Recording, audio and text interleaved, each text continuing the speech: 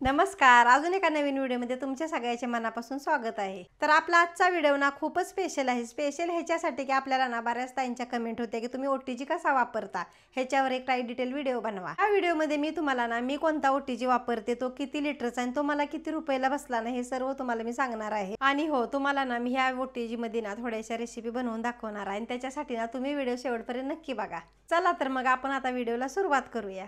आता मी वापरते आगारोचा 48 लिटरचा ओटीजी। आता सर्वात आधी ना तुम्हाला आपल्या ह्या ओटीजी बरोबर आपल्याला काय काय साहित्य भेटतं ना, त्याची सर्व तुम्हाला मी माहिती देते। आता बऱ्याचशाच ताई मला विचारतात की ओव्हन आहे का ओटीजी आहे। आता ओटीजीचा फुल फॉर्म आहे बघा, ओव्हन, टोस्टर आणि ग्रिलर। सर्वात आधी तर आपल्याला ही भेटलेली आहे बार्बिक्यू ग्रिल रॅक। यावर आपण डायरेक्ट पदार्थ ठेवून ना ग्रिल किंवा बेक सुद्धा करू शकतो। आणि हा आहे बेक पॅन, जो आपल्याला ब्लॅक कलर मध्ये भेटलेला आहे। यामध्ये पिझ्झा, आपण नानकेट, बिस्किट वगैरे ह्यासारखे पदार्थ ना याच्यावर बनवू शकतो। त्याचबरोबर आपल्याला इथे भेटलेला आहे रोटेसरी रॉड। यामध्ये ना आपण पनीर टिक्का, चिकन तंदुरी असे पदार्थ बनवू शकतो। मी तुम्हाला पुढे दाखवलेच आहे की मी पनीर टिक्का बनवलाय तो। त्याचबरोबर इथं आपल्याला एक भेटलेला आहे रोटेसरी हँडल। त्यामुळे ना आपण रोटेसरी रॉड आहे ना इजी मध्ये लावून आणि काढूही शकतो। शेवट हा आहे आपला ट्रे हँडल। आता ओव्हन मध्ये गरम झालेला ट्रे आहे ना, आपण ह्या हँडलने अशा प्रकारे काढू शकतो। आता ओव्हनच्या आत म्हणाल ना तर बॉटमला 3 हिटिंग रॉड आणि वर ही तसेच सेम 3 हिटिंग रॉड भेटते। ती ओटीजीच्या आतमध्येच ना त्यांनी एक लाईट सुद्धा दिलेली आहे। ती ना आपला जोपर्यंत ओटीजी चालू आहे ना तोपर्यंत ती सुद्धा लाईट चालूच राहते। त्याच्याच खाली ना एक फॅन सुद्धा दिलेला आहे, ज्याच्यामुळे ओव्हन मध्ये ना हीट सम प्रमाणात लागते। आगारोच्या 48 लिटर ओटीजी मध्ये ना 4 बटन दिलेले आहेत। चला बघूया आपण ते कशी कामं करतात। सर्वात वर आहे रोटेसरी फंक्शन नॉब। आपल्याला जर ओव्हन मधला फक्त फॅन चालू असेल ना तर बटन वरच्या साईडला न्यायचं आणि उजव्या साईडला नेलं ना की आतला जे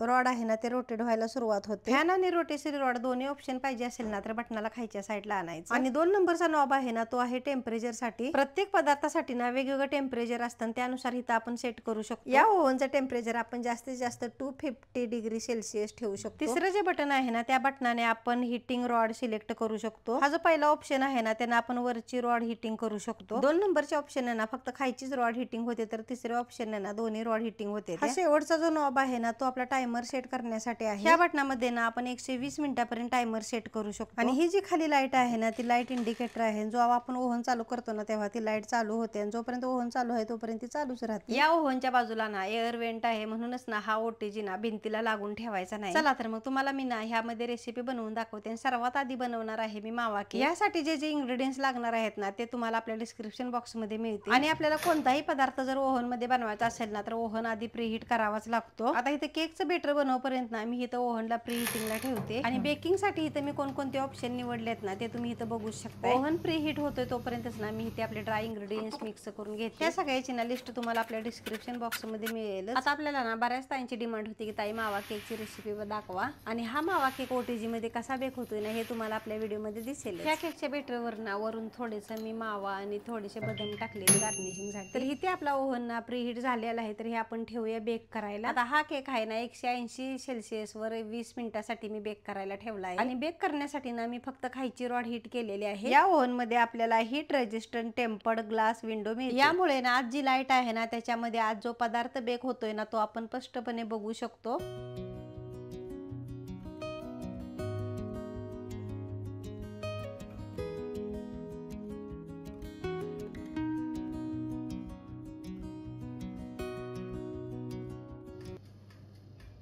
आता तुम्ही बघू शकता की जे आपण टायमर लावले ना ते जेव्हा संपतं ना तेव्हा रेडी बेल अशी वाजून आपला पदार्थ तयार होतो। म्हणजेच बघा आपलं टायमर कंप्लीट झाले ना हे आपल्याला रेडी बेल मुळे कळतं। तर आता इथं ना मस्तपैकी आपला असा मावा केक तयार झालेला आहे। आता इथं मी ना तुम्हाला स्टिक घालून सुद्धा दाखवते की आतून किती छान प्रकारे बेक झालाय। अजिबात त्याला डोम वगैरे आलेला नाही आणि सर्व बाजूनी ना इव्हनली बेक झालाय आणि हा अजिबात करपलेला सुद्धा नाही। आता एवढा मोठा ओव्हन घेतलाय तर त्याच्यामध्ये फक्त केक बेक करून दाखवणं पुरेसं नाही, तर चला म्हटलं तुम्हाला ना पिझ्झा सुद्धा बेक करून दाखवूया। आता मी इथं ना 4 ब्रेड पिझ्झा बेक करते। आता हा ब्रेड पिझ्झा ना बेक होण्यासाठी मी टेम्परेचर 200 ठेवलेला आहे। टायमर 10 मिनिटं आणि रॉड ना खायच्या आणि वरच्या दोन्ही चालू ठेवलेले। आता एवढे 4 पिझ्झा ब्रेड ठेवून सुद्धा ना आपल्या पॅन मध्ये भरपूर जागा राहिलेली आहे। त्यावरूनच तुम्ही विचार करू शकता की आपला हा ओव्हन भरपूर बराचसाच मोठा आहे। तर इथे आपला मस्तपैकी असा पिझ्झा तयार झालेला आहे। आपल्याला ना ट्रे हँडल सुद्धा दिलेला आहे, पण त्यांना ना जास्त वजनामुळे धरता येत नाही, म्हणून मी इथं कपड्याचा वापर केलाय। आता ही जी आपली तिसरी रेसिपी आहे ना ती आहे पनीर टिक्का। पनीरला मी मॅरिनेट केलं आणि रोटेसरी रॉड मध्ये घालून घेतलं आणि भरपूर भरपूर दिवसापासून ना मला ही रेसिपी ट्राय करायची होती, म्हणून म्हटलं तुमच्याबरोबर ही शेअर करूया। आता हा पनीर टिक्का बनवताना ना मी फॅन आणि रोटेशरी रॉड दोन्ही ऑन केलं, अप्पर आणि लोअर दोन्ही रॉड ऑन केले आणि टेम्परेचर 200 सेल्सिअस वर ठेवलं आणि टायमर ना 25 मिनिटापर्यंत लावलं, म्हणजे आपलं ना पनीर चांगलं रोस्ट होईल। यामध्ये ना चिकन तंदुरी, व्हेजिटेबल्स असे बरेच पदार्थ तुम्ही करू शकता।